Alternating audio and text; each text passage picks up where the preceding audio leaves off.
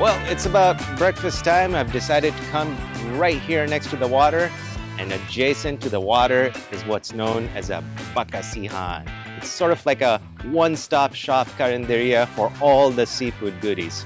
And there's one specific item that's kind of iconic. Let's go check it out.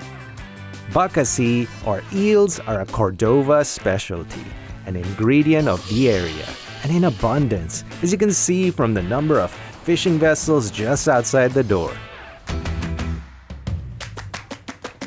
A nilarong is a soup made out of these prized eels, and I pop into the kitchen to get a look-see. Why do people eat this? For the taste, or is there another reason? For the taste. For the taste? They like stronger? There's Some people call them the men. The men, they come for a special purpose. Aphrodisiac, yeah. Well, that's not what I'm here for. I'm here for the taste. Anyway, here's the bill. Tomatoes, onions, onion leaves, chilies, garlic are sauteed in oil, and then the eels are added. Soy sauce, some beans, sugar, sinigang mix, which is a tamarind-based dried powder added for some sour punch. And of course, little MSG.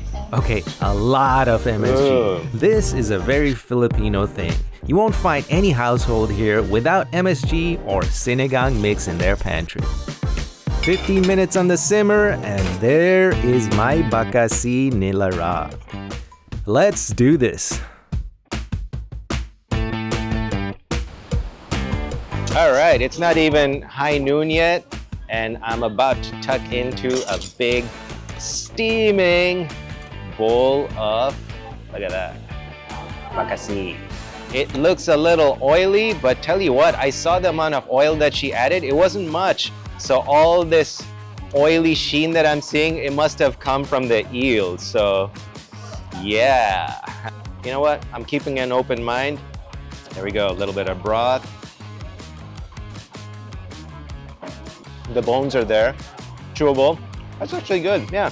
You know what it tastes like? It tastes like catfish. Like, yeah, pretty much like a catfish taste. More bones. The sinigang powder gives it a nice little sourness, a little bit of body. It doesn't have that sliminess on the palate. It's just got that saltiness. It's got that ocean brine. It's got that sort of comfort food vibe. It just tastes like catfish. No sliminess detected. I love it. All's well. I've tried the eels and enjoyed them until... Okay, now I tasted something severely bitter. Oh. Okay, that was not pleasant. Okay, I think I might have... Yeah. Okay, yeah, let me... Ooh, I just hit something bitter, and I'm just told that's probably something from the guts, the innards, and oh man, that is not nice. It tastes like a spoonful of bile. Okay, this dish just went from pleasantly appetizing to avoid at all costs. But that's user error. I mean, you eat a fish, and if it's got its guts in it, it's gonna taste horrible. So that was user error. And this variation of Bakasi is doused in batter and oil. That's right, you've heard of onion rings. How about some of them eel rings? It looks like Medusa's head right here, but it's just golden, crispy fried Bakasi. So,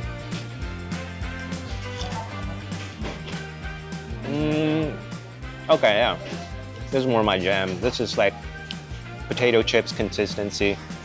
Got the crunch, got the bite, got the saltiness, a little bit of oil flavor.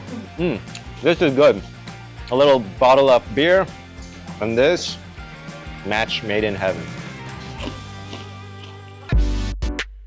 A bakasinan like this also serves up one of Cebu's other offerings, sutokil, which is 3 distinct dishes, a proper seafood medley. Other than the bitter intestines which one must fish out, the bakasi was not bad. I wouldn't tuck into a bowl every day, But as a one-off to enjoy what Cebuanos partake in, why not? Eel fortified, it kinda hit the spot.